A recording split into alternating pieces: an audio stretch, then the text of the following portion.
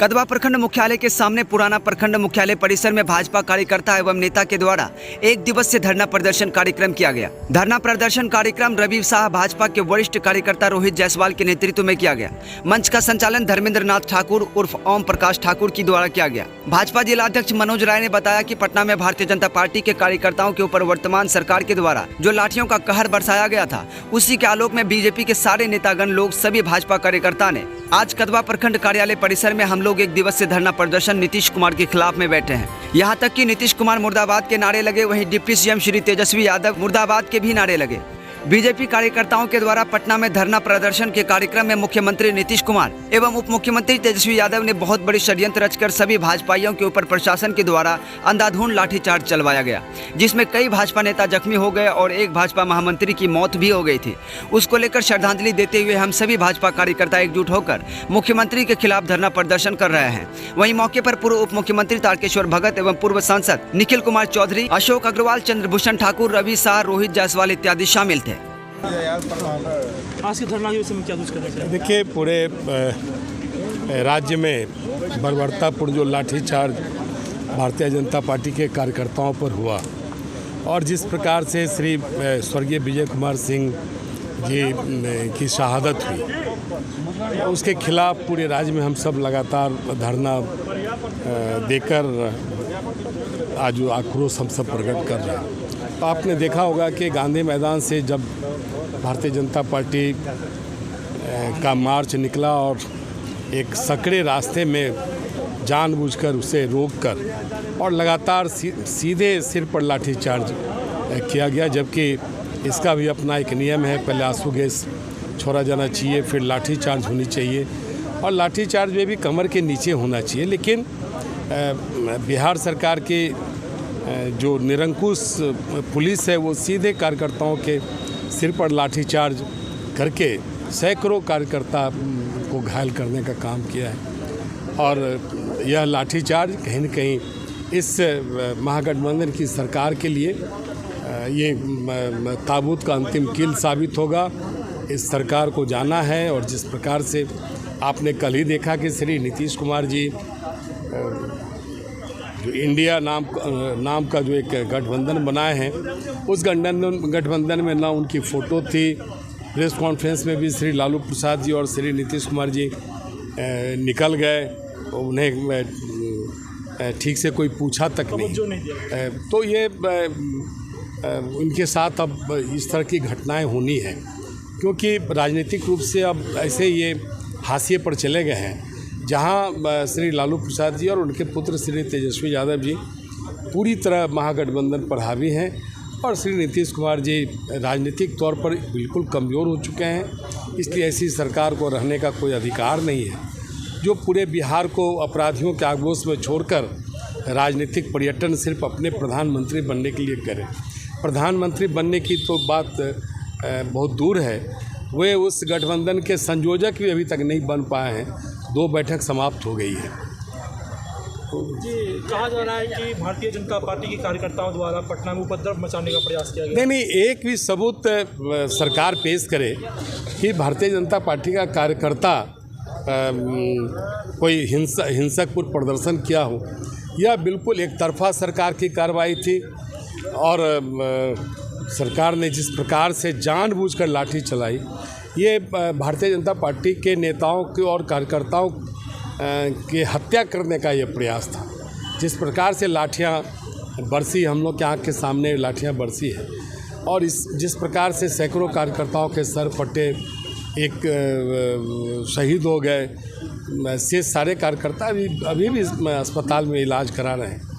तो काफ़ी भयावह स्थिति थी। कोई भी लोकतांत्रिक सरकार इस प्रकार की हरकत नहीं कर सकती है, लेकिन यह सरकार पूरी तरह निरंकुश है, क्योंकि बिहार के विकास को कहीं काफ़ी दूर छोड़ चुका है। ये प्रधानमंत्री और मुख्यमंत्री के चक्कर में बिहार के लोग बिहार विनाश के कगार पर हैं और भारतीय जनता पार्टी के कार्यकर्ता इस प्रकार के लाठीचार्ज से डिगने वाले नहीं हैं।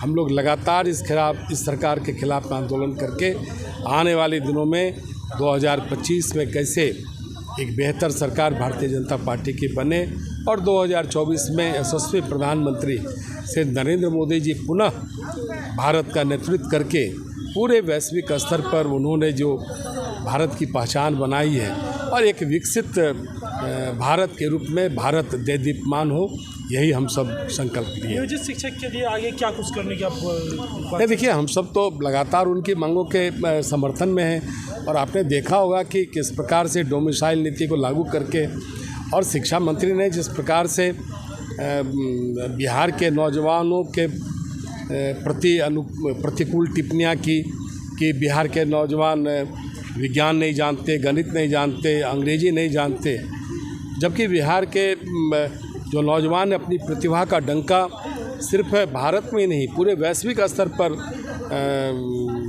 अपनी योग्यता का लोहा बनवाया है। और इसके साथ साथ इनके साथ जिस प्रकार की बंदिशें लगाई गई है कि इस तरह के शिक्षकों की जांच प्रधानमंत्री आवास सहायक करेंगे, डाटा एंट्री ऑपरेटर और इस तरह के जो कनीय कर्मी हैं, इन कर्मियों से उनकी जांच कराई जाएगी, तो स्वाभाविक है कि बिहार के शिक्षकों के बारे में इस सरकार का क्या नज़रिया है ये बतलाने की आवश्यकता नहीं है। 4 से डिप्टी सीएम से जो है मुख्यमंत्री इस्तीफा नहीं। अरे देखिए, हम सब तो शुरू से मांग कर रहे हैं। अभी हम लोगों ने कहा भी कि श्री नीतीश कुमार जी जीरो टॉलरेंस की बात करते हैं और यही इसी नीतीश कुमार ने जब हमारे राज्य के उप मुख्यमंत्री के ऊपर में आरोप का गठन हुआ, सीबीआई के द्वारा जांच हुई और जो सीबीआई के द्वारा जिन मुद्दों पर जांच की गई, ये सारी चीज़ें तो उन्हीं के श्री शिवानंद तिवारी, स्वर्गीय शरद यादव और श्री ललन सिंह के द्वारा लगाए गए आरोप थे और उन्हीं आरोपों पर आरोप गठित किया गया। और जब आरोप गठित हो गया तो फिर ये राजनीतिक दृष्टि से इतने कमज़ोर हो गए हैं कि इतने स्पष्ट तौर पर सारी चीज़ें दिख रही है, उसके बावजूद भी इनमें हिम्मत नहीं है कि श्री लालू प्रसाद के पुत्र श्री तेजस्वी यादव जी से वो इस्तीफ़ा ले सकें। वो राजनीतिक दृष्टि से बिल्कुल कमज़ोर हो चुके हैं। दिन प्रतिदिन गुंडागर्दी का ग्राफ बढ़ते जा रहा है बिहार में, इसको लेकर क्या कहें? नहीं, देखिए, मैंने तो पूर्व में ही बताया कि जिस प्रकार से किसी भी राज्य के मुख्यमंत्री की प्रतिबद्धता होती है, सरकार की प्रतिबद्धता होती है, उस राज्य के कानून व्यवस्था को बेहतर करना, राज्य को विकास के पथ पर ले जाना। लेकिन श्री नीतीश कुमार जी प्रधानमंत्री के बनने के चक्कर में जो सपना श्री लालू प्रसाद जी ने उन्हें दिखाया, क्योंकि श्री लालू प्रसाद को तो चाहत है कि हम अपने पुत्र को मुख्यमंत्री बनाएं और उस चाहत के चक्कर में, ये प्रधानमंत्री बनने के चक्कर में पूरे बिहार को राजद समर्थित गुंडों के हाथ सौंप दिया।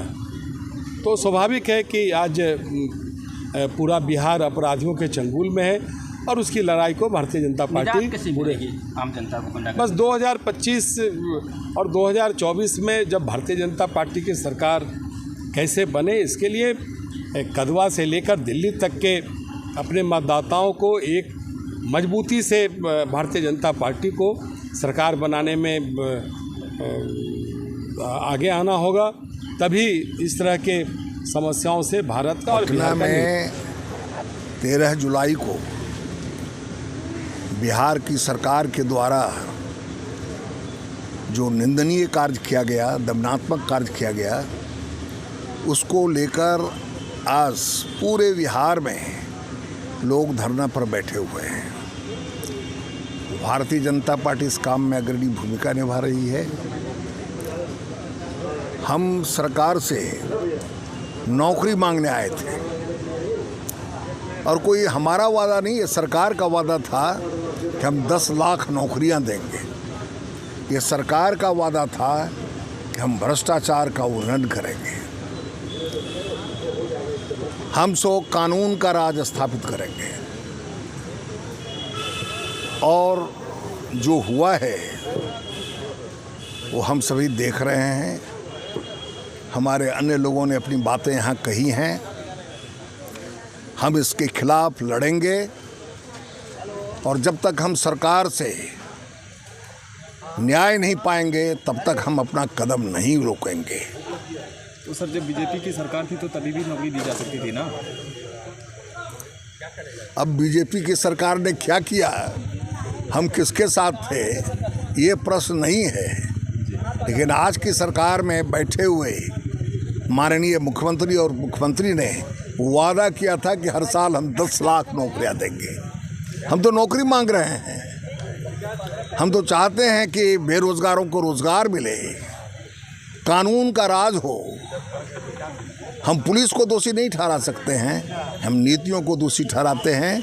और हमारी मांग है कि हाई कोर्ट खुद संज्ञान ले और इसकी जुडिशियल इंक्वायरी करे। मोदी जी भी ने तो कहा था कि सबके अकाउंट में 15-15 लाख रुपया आएगा। अब आप सो प्रत्युत्तर हमसे चाह रहे हैं। नहीं, इसके बारे में क्या कहेंगे आप?